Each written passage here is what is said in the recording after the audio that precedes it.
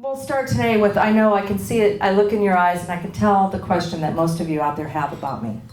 You're looking at me and I know you wonder how the hell I've become the success I am today, right? I know. I can see it in your eyes. And so I'm going to explain that to you because people wonder about these things. And, how does somebody become this fabulous success that I am?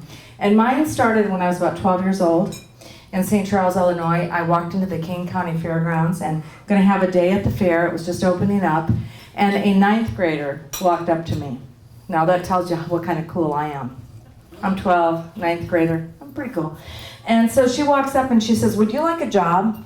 And I said, "Well, what do you mean?" She says, "Well, I have this job, but I have to have a partner. And you will get $25 cash a day." And this is like 45 years ago, you guys. That's a fucking lot of money, $25 cash a day. I mean, I was right up there with probably Donald Trump at the time, earning the same. And so I said, "Well, that would be nice." I got 50 cents a week for my allowance, okay? So it sounded good to me. And so I said, "What do I have to do?" She goes, "Come here, I'm going to show you." So we walked down, I don't know what you call it at a fair, the tarmac, the aisle, the row, I don't know what it is. But at the very end, set right across is a trailer. And across the trailer it says, "Torah, the body beautiful, the headless woman." And she said, "You will be Torah."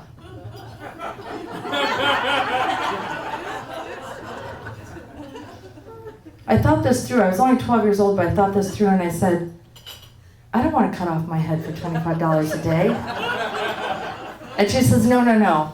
It's not like that. She said, "Let me show you." Well, you have to see, this was painted. The whole side of the Torah Freak Show trailer was painted with a woman who, for whatever reason, decided to lay down and I guess take a nap across the railroad tracks, resting her head on the rail, and the train evidently came and rode over it, and it did not fare well for her. So she was now headless. And that was to be me. So we walked around the back of the trailer, and as we go in, she says, "No, this is an optical illusion." She said, I didn't know what that meant. I was 12. And she said, "You sit here in this chair, and it looks like your head's cut off." So here was a chair, and it had like a little cylinder that your head fit behind. It looked like you didn't have a head. And out of it were coming tubes and big bottles of fake blood. And she said, "You're Torah, and I'm the nurse, and I take care of you." Now see, she was ninth grade, she was older than me. So she had realized that in the front where Torah sits, there's no air conditioning. The nurse only had to show up every time we sold a ticket for a brief moment to fiddle with the blood. And she sat in the air-conditioned back room. Not so dumb. So I'm in the front, so I had to call my mom and get permission, and my mom came and checked this out, and then my poor mother spent all day, every day at the fucking fair because she had to make sure I wasn't going to be taken away with the carnies. So there I am, and another fun part of the job of Torah is I had to put on a leotard that had gone from who knows how many carnivals and fairs, and no one had washed. So there I was, in my leotard as Torah, the body beautiful, the headless woman. And that's how I started out. Now let me tell you, when you start out life like this, and you spend 2 or 3 weeks taking your breaks with the other stars of freak shows, including a bearded woman, I kid you not, and carny people and the guys who own the freak shows, you learn a lot about life.